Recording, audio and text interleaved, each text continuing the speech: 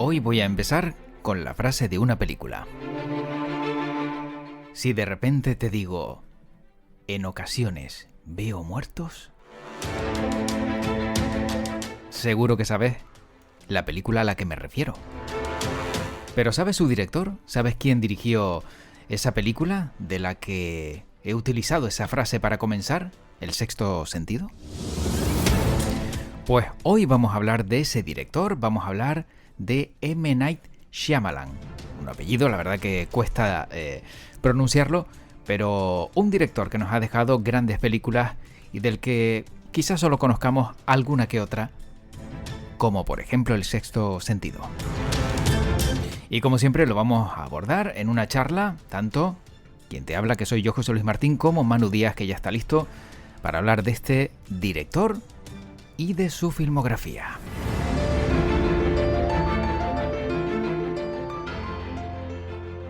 Y como ya comentaba en el comienzo y en el avance de este podcast, este director tiene un nombre ligeramente impronunciable. Pero bueno, seguro que Manu Díaz lo controla mucho más que nosotros, o que yo en este caso, así que le vamos a preguntar a él. Manu, ¿qué tal? ¿Cómo estás?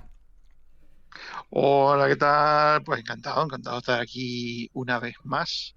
Y bueno, sí, nombre complicado, Mm. eh, pero bueno, ya complicado por sí, con el nombre con el que se le conoce, pues su nombre de nacimiento, pues se complica un poquito más la cosa. Oye, su O nombre sea, de... se llama Manoj Neliyatu Shyamalan. Exactamente, y te iba a decir, Manoj es un nombre que yo por lo menos sí lo reconozco de escucharlo en Canarias, ¿no? Si no me equivoco, creo que hay un periodista deportivo, me parece que se llama Manoj Daswani, Sí, sí, y hay, sí, y hay unos cuantos Manoj sí. conocidos, ¿verdad? Claro, pues, o sea, M. Night Shyamalan, Mm. que es el director del que vamos a hablar, nació en la India, y viene su familia de la India, aunque después él se mudará a Estados Unidos, a Filadelfia. Pero claro, todo el nombre y su cultura viene de ahí. Y claro, aquí también sabemos que en Canarias hay mucha población hindú. Efectivamente. Bueno, pues ya desvelado la manera de... Bueno, también le podemos decir M Night, pero bueno, no tendría el mismo impacto. Y vamos a hablar de él, ¿no, Manu? Vamos a charlar sobre su obra y también sobre algún, nueva película, ¿no? Que tendremos por ahí rondando y que ya podemos ver, pero sobre todo es reconocido y recordado más que nada por El sexto sentido, ¿no? Este director. Sí, bueno, sobre todo por el sexto sentido, porque realmente es la película que lanza su carrera. No es su primera película como director, ya había dirigido dos películas previamente, aunque no habían tenido mucho éxito.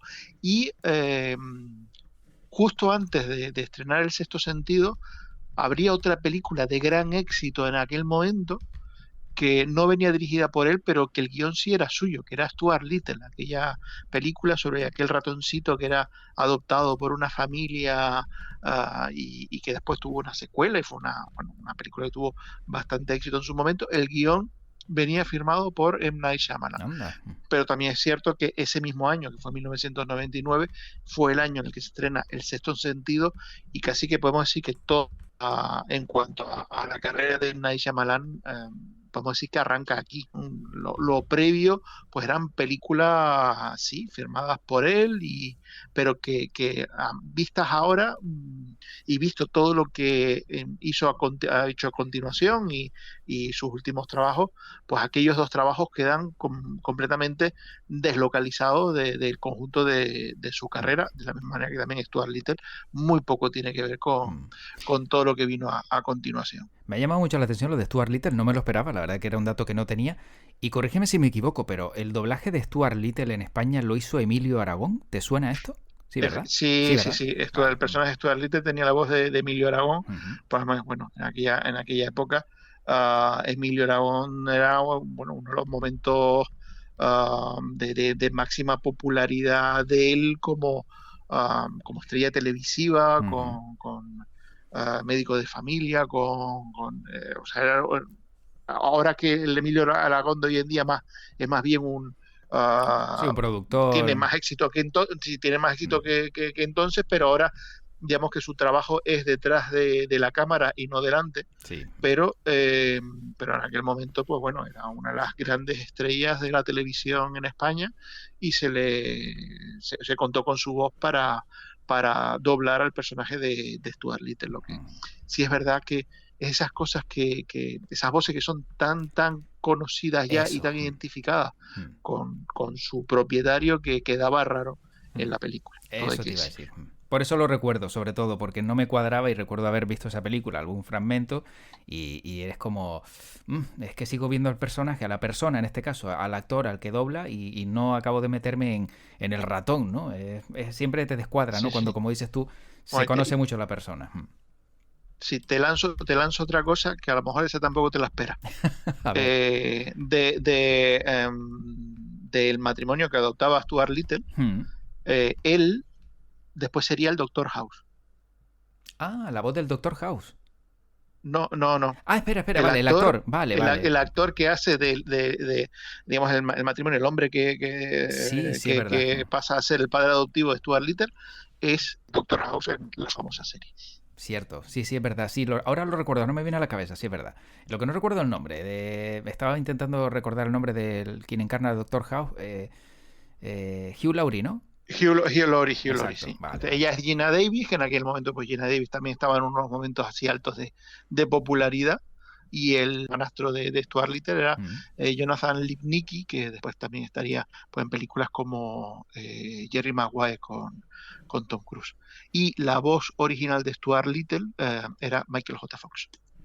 Pues fíjate que yo pensé que era Tom Hanks. No sé por qué tenía en la cabeza que podía haber sido Tom Hanks, pero bueno, Michael J. Fox, pues muy Bueno, bien. más o menos más o menos el perfil, más o menos el Vale. perfil. O sea, porque así podemos decir que en 1999 Emilio Aragón tenía ese perfil de amable Mm, de Tom Hanks, el Tom claro. Hanks español. Sí, por eso a lo mejor lo asocié exactamente. Bueno, nos hemos desviado muchísimo del tema en cuestión, pero bueno, era necesario también y hacer un pequeño zigzag también en este podcast. Y Manu, decías que, claro, no fue la primera película de Shyamalan, ¿ves? Ya empiezo ya a no decirlo bien, pero sí la más impactante, ¿no? Digamos, la más fuerte de él y también pues con un Bruce Willis que por regla general siempre hemos conocido, aunque ha hecho otros papeles, metido más en otro papel que no era del típico hombretón o héroe de acción, ¿no? Efectivamente, estamos en eso, en un periodo en el que Bruce Willis quiere em, romper un poco con esa imagen de héroe monolítico del actioner de los 80, alejarse un poco de su imagen de John McClane y empieza a apostar por otro tipo de papeles, digamos, de perfil muy diferente y apostar por películas casi, bueno, de corte más independiente, ¿no? Mm. Alejarse de las grandes superproducciones a las que estaba acostumbrado y apostar por películas más pequeñas. Estamos hablando de una época en la que pues Bruce Willis participa incluso aceptando papeles secundarios, películas como Pulp Fiction, como Ni un pelo de tonto, están en este marco de películas, 12 monos, que él era el protagonista, pero también era una película pues, muy diferente a Bruce Willis que conocíamos, y también inicia una línea de películas de personaje acompañado por niños. Mm. Eh, lo teníamos, o sea, de él como protagonista y tener siempre como un coprotagonista infantil. Había hecho previamente Mercury Rising, al Rojo Vivo, donde tenía que proteger a un niño con autismo. Y después, pues bueno, llegarían otras películas posteriores al Sexto Sentido que seguirían pues enfatizando esa vertiente un poco paterno-filial en las películas Mm. de Bruce Willis. Pero desde luego en el sexto sentido, pues marcaría esa relación de esos dos personajes, a pesar del cambio de edad. Sería la película que lanzaría también la carrera del joven actor Haley Joel Osment, Ujú. eh, y que aquí pues jugaba con un Bruce Willis que durante toda la película nos tenía engañado en dos sentidos, no en seis, sino en dos, que era básicamente, por un lado, que toda la película lo vemos a él como el elemento fuerte que sostiene, pues podemos decir la psicología complicada y aterrorizada del niño protagonista, y después pues veríamos que no, que realmente al final la psicología torturada y debilitada era la del personaje de Bruce Willis, y después el otro sentido en el que nos tenía engañado, que a estas alturas yo creo que ya podemos hacer spoiler, Sí. y que todos sabemos ya que al final su personaje está muerto, ya ha muerto desde el principio de la película. Efectivamente. Y yo creo que ese momento es impactante, ¿no? Todos lo recordamos, aunque estemos haciendo spoiler. Quien no lo haya visto lo lamentamos, pero ya no sé ni cuánto tiempo ha pasado, pero ya, Sí, ya se tiene bueno, que decir. hombre, han pasado 24 años. Pues ya está. Pues ¿qué quieres que te diga? Pues quien no lo ha visto tiempo ha tenido. Y punto. Ya está. Pero Manu, Efectivamente. dime una cosa. Shyamalan tiene también una serie de películas que yo no sé si forman parte de una cadena de películas relacionadas con superhéroes, porque por lo menos a mí siempre me ha quedado un poco en la cabeza que dentro de su filmografía existían varias películas que estaban relacionadas unas con otras y tenían que ver con un perfil de superhéroe bastante alejado, ¿no?, del concepto Marvel o DC Comics. Sí, bueno, a ver, M. Night Shyamalan es una persona que tiene, por un lado, una gran cinefilia, le gusta mucho el cine, que se ha criado en una cultura estadounidense, a pesar de haber nacido en la India, pues realmente su educación y su desarrollo tuvo lugar en Estados Unidos, y ha mamado mucho esa cultura, y en esa cultura se incluye también la lectura de los cómics de superhéroes, de Marvel, de DC, etcétera. Entonces, sus películas realmente son un producto de toda esa educación cultural, cinematográfica, del mundo del cómic, de la literatura que él pues ha tenido o tuvo a lo largo de su etapa de crecimiento y desarrollo. Eh, entonces, después del sexto sentido, que supone un éxito totalmente inesperado y lanza absolutamente la carrera de Shyamalan, apuesta por una historia que aquí titulamos El Protegido, que básicamente es una historia de superhéroes. Lo que pasa es que es una historia de superhéroes pasada por el filtro de M. Night Shyamalan, que M. Night Shyamalan no es un director, digamos, de cine, podríamos decir, fantasioso, a pesar de lo que pudiera parecer. Las películas de M. Night Shyamalan no son películas, algunas sí, como Airbender o After Earth, pero por regla general no son películas que tengan lugar en un mundo de fantasía, sino que él lo que hace es que traslada todos esos componentes de género fantástico, de género de terror, de ciencia ficción, etcétera, los traslada a nuestra realidad, y esa es un poco la impronta particular y atractiva que tiene su cine, que su cine habla de cómo esos elementos que estamos acostumbrados a verlo en la literatura, en los cómics, en el cine, cómo impactarían en nuestra realidad cotidiana. Y ahí sucede, en el caso de Sexto Sentido, pues cómo esa realidad cotidiana, ese conflicto matrimonial, ese trauma de haber fracasado con uno de sus pacientes, pues afecta al personaje del Sexto Sentido. Y en El Protegido es la historia de una persona que su vida ha sido una vida gris, que tiene un trabajo con el que no está contento, un matrimonio que está haciendo aguas y una relación distante con su hijo, y de repente, pues poco a poco va descubriendo que no es una persona normal, sino que es una persona que tiene poderes extraordinarios, y que digamos, todos sus fracasos en la vida vienen por no haber sido capaz de cumplir con su destino en la vida, que era ser un superhéroe. Mientras lleva una vida gris, pues digamos que nada encaja en su lugar, porque él no está en su lugar.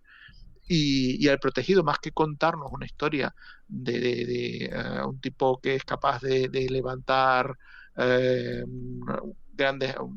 un gran peso, o que es prácticamente invulnerable, o que más allá de eso nos cuenta pues eso, la historia de una persona que descubre que no es una persona vulgar, sino que es una persona extraordinaria y que descubre cuál es su lugar en el mundo, y a partir de ese momento todo empieza a cobrar sentido y todo empieza a encajar en su camino en la vida. Y, y eso pasaría en otras películas posteriores, todas. Siempre hay un elemento fantástico que sirve más bien de excusa Mm. para hablar de los problemas personales, cotidianos, con los que nosotros como espectadores podemos conectar mejor dentro de los protagonistas de las películas de M. Night Shyamalan. Con El Protegido lo que sí sucedió es que tiempo más tarde, Mm. concretamente, por Protegidos del año 2000, y tendríamos que saltar al año 2016, Shyamalan dirige una película que se llama Múltiple, Mm. sobre una persona con personalidad múltiple, y cuando acaba la película, esta cosa de si te vas pronto del cine te quedas sin saberlo, de repente aparece el personaje de Bruce Willis del Protegido, aparece en un pequeño epílogo que conecta las dos películas. Y más adelante, en 2019, pues Shyamalan volvería a reunir a los personajes de Múltiple y a los personajes del Protegido en un cierre de trilogía que sería Glass, Mm. donde, bueno, digamos que ahí forma un tríptico donde cierra toda esa historia de ese superhéroe y de ese personaje aparentemente con un problema psicológico que es personalidad múltiple, pero que después pues, se va indagando en que hay mucho más detrás, que no es simplemente una Mm. cuestión psicológica, sino realmente la existencia de diferentes entidades dentro de esta persona. Manu, y dime una cosa, ¿por qué después del éxito y el bombazo del Sexto Sentido no hemos oído o no hemos visto otro gran éxito de este director, desde tu punto de vista? Bueno, él sí tuvo después, o sea, Mm. el Sexto Sentido abre una puerta, y él, podemos decir que hasta 2010, 2013, pues mantiene una posición privilegiada en la industria de Hollywood. El Protegido fue también un gran éxito de taquilla. Es verdad que, por ejemplo, pues no se quiso vender también como una película de suspense y de terror, como era El Sexto Sentido, y no tenía nada que ver, por lo que la gente cuando fue a verla, pues se quedó un poco a cuadros porque se encontraban con algo muy diferente a lo que estaban esperando. Después llegarían películas como Señales, como El Bosque, que yo creo que esas cuatro películas, Sexto Sentido, El Protegido, Señales y El Bosque, pues marca, yo creo que las cuatro películas que definen y marcan yo creo que el techo de la filmografía de M. Night Shyamalan. Después ya empezaría un declive con películas como La Joven del Agua, El Incidente, y ya sus dos grandes fracasos, que además son sus películas de mayor producción, de mayor presupuesto, que son Airbender, El Último Guerrero Mm. y After Earth. Eso supone un derrumbe en la carrera de M. Night Shyamalan. Ya con El Incidente, por ejemplo, había tenido que cambiar de estudio y se encontraba con que perdía un poco el control de sus proyectos, y ante el fracaso económico de Airbender y After Earth decide hacer un borrón y cuenta nueva y volver un poco a los inicios. De 2013, que es el estreno de After Earth, saltaríamos a 2015, donde estrena una película pequeñita, de bajo presupuesto, sin ningún actor conocido, rodado de manera express, sin grandes efectos especiales, ni nada, que se llamaría La Visita, y que de repente pues volvía a reconectar al público de M. Night Shyamalan con lo que había sido El Sexto Sentido. De repente volver un poco a tener una historia eh, pequeña, en absoluto ambiciosa, sencilla, pero muy bien contada, y con giros inesperados y situaciones de gran tensión para el espectador. A partir de ese momento, a partir de La Visita, para no depender de ningún estudio, para que nadie interfiera en su proceso creativo, pues él opta por pagar las películas de su bolsillo. Son todas, a partir de ahí van a ser todas películas para los estándares de Hollywood, muy modestas, muy económicas, pero que le dan a él control absoluto y donde lo único que necesita es pues llegar a un acuerdo con algún estudio para que se la distribuya y se pueda ver en cine. Pero el dinero lo saca él de su propio bolsillo, por lo que nadie va a un poco a inmiscuirse en el tipo de película que él quiere hacer, cómo la quiere hacer, con quién la quiere hacer y cómo va a acabar esa historia. Esas han sido pues un poco las últimas películas, o sea, Múltiple, Glass, sus dos últimos proyectos, Tiempo y la que se ha estrenado más recientemente, que es Llaman a la puerta, todas vienen eh, de la financiación propia del cineasta y con un control férreo absoluto de la obra por su parte. Pagarse sus películas. Ya mucho tiene que gustarle, ¿no? Y no perder comba en el mundo del cine para tener que precisamente pagarse sus películas. ¿Crees que en el futuro, Manu, habrá alguien que quiera pues que eso acabe y pagarle precisamente una productora o un productor, pues no sé, cualquier proyecto? Hombre, es verdad que, bueno, o sea, él sigue teniendo también apoyos, por ejemplo, tanto la visita como Múltiple Glass, pues ha tenido como respaldo Blumhouse, que es también una productora de películas de terror, de fantasía, pues de presupuesto más bien medio o bajo. Eh, pero bueno, yo creo que él, después de la experiencia, sobre todo con La joven del agua, con el incidente, donde había mucha interferencia por parte del estudio, yo creo que él ya ha encontrado su lugar y salvo que llegue a una historia donde, digamos que las necesidades económicas de la producción excedan a su cuenta bancaria, eh, pues él va a optar a seguir manteniendo Mm. esta misma línea. Además, en una entrevista reciente él comentaba que, bueno, que a diferencia de otros directores como Steven Spielberg o James Cameron, para él menos siempre es más. Es decir, ir reduciendo los elementos, no adornar, no exagerar Mm. los componentes, sino ir siempre al mínimo para de pequeñas historias poder llegar a esas tramas de fantasía que a él le gusta narrar. Lo que decíamos al principio, el impacto de la fantasía en nuestra realidad cotidiana. Mm.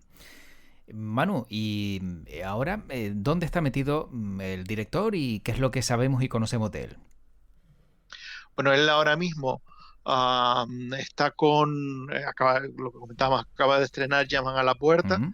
que es una película pues muy en la línea de él, donde tenemos pues a un matrimonio homosexual con una niña que se van de vacaciones a una cabaña perdida en el monte y de repente aparecen cuatro desconocidos que les dicen que eh, si uno de ellos no muere, el mundo se va al garete y que tienen que elegir quién de los tres es el que va a morir. O Uf, sea, uno de esos giros uf. que muy propios de Shyamalan, aunque en este caso es una película que parte de una novela ajena, de una novela de otro escritor, pero bueno, tenemos eso, todo, de nuevo, el menos es más, o sea, Ujú. un grupo de personajes metidos en una cabaña y con una situación de tensión y de suspense y con un componente sobrenatural que es el que a esa realidad, a la realidad cotidiana de estos personajes, pues la socava y la pone patas arriba. Aparte de eso, pues bueno, él tiene diferentes proyectos en marcha, hay una serie de televisión que es Servant, donde él ha dirigido varios episodios y que él ha sido el creador de la serie. Tiene en desarrollo su, su nueva película, se va a titular Labor of Love, y que en principio pues será una película que se ruede en este 2023 con posibilidad de estreno del 24, y después ya tiene en preproducción su siguiente película, o sea que se Mm. ve que la cuenta bancaria respalda. Total, vamos, casi nada, casi nada. Bueno, yo para ir terminando, Manu, tengo la curiosidad que tengo sobre el director es que por lo visto es muy casero. Le gusta que casi todas sus películas pues se rueden cerca de donde él está, que es en los alrededores de Filadelfia, y todo esto tiene detrás que le tiene un miedo espantoso a volar en avión. Cierto es que hay alguna película que ha pues, grabado en el exterior, como por ejemplo Old, ¿no? que se desarrolla en una isla tropical, pero todo esto tiene justo el temor a volar en avión y siempre intenta pues que todo lo que pueda grabar o todo lo que pueda rodar sea cerca de donde vive. Vamos, que salir de casa, también con el presupuesto que tiene, a lo mejor no quiere gastar. También es eso. No, bueno, sí, no, es verdad que parte va por ahí también, pero bueno, cuando gozaba de grandes super presupuestos, seguía rodando en Filadelfia, que es su casa. En parte, también va vinculado con las temáticas de sus películas. Sus películas, al final, todas, o la gran mayoría, hablan de las relaciones en familia, de padres a hijos y dentro de lo que es el matrimonio. O sea, son historias de componente muy familiar. Y otra de las razones, bueno, aparte del miedo a volar, es el no alejarse él de su familia. Una persona, digamos, que cuida mucho su relación con sus hijos y no le gusta alejarse de la casa familiar. A ver si es que se quedó tocado con el sexto sentido y se piensa que está y no está. O con Stuart Little. O con Stuart Little, efectivamente. Bueno, Manu, no sé si tienes algún detalle más sobre este gran director para terminar y poner el punto final, bueno, pues a este recorrido que considero, la verdad que era necesario también hacer sobre él. Bueno, hombre, la curiosidad es que normalmente él siempre, al igual que hacía Alfred Hitchcock, alguna aparición en sus películas. Es verdad que tuvo ahí un periodo donde esos cameos pasaron a ser pequeños personajes secundarios. En Señales, por ejemplo, ya su aparición no era simplemente una aparición testimonial, sino que ya tenía un sentido dentro de la historia, y eso pues llevaría, pues, por ejemplo, a la Joven del Agua, una película donde él tiene un papel, o sea, él interpreta a un personaje de la película, y demuestra claramente que su talento está detrás de la cámara, no delante. Después de eso, pues bueno, ha mantenido su posición de hacer eso, algún cameo ocasional, y es otra de las curiosidades dentro de las películas de Shyamalan, ¿no? Igual que pasaba con Alfred Hitchcock, buscar el momento en el que él aparece y a ver en qué circunstancia, en qué escena aparece M. Night Shyamalan en su película.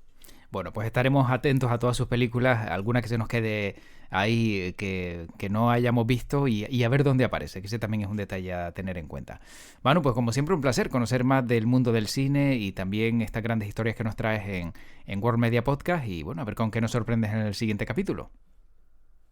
Bueno, pues buscaremos algo, desde luego. Donde no te voy a sorprender es con aquello de en ocasiones veo muertos. No, ahí ya no. Bueno, Manu, pues como siempre, un placer escucharte, cuídate mucho y que tu podcast te acompañe. Pues larga y próspera vida al podcast. Hasta luego. Hasta luego.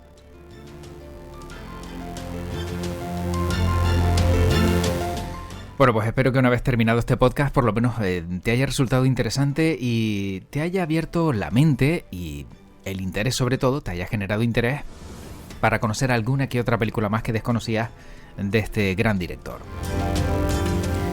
Y siempre acertado, Manu Díaz, siempre trayendo también grandes historias del mundo del cine que puedes escuchar aquí en World Media Podcast. Te invito como siempre a seguir escuchando otros capítulos, también otros podcasts que puedes pues encontrar en worldmedia.es o en las diferentes plataformas también de audio donde nos encuentras, al igual que en YouTube. Tanto en YouTube como en Twitter, como en Instagram, como en TikTok nos encuentras como World Media Spain. Lo dicho, encantado como siempre de compartir contigo estos minutos y te espero dentro de no mucho aquí en World Media. Cuídate mucho y que tu podcast te acompañe.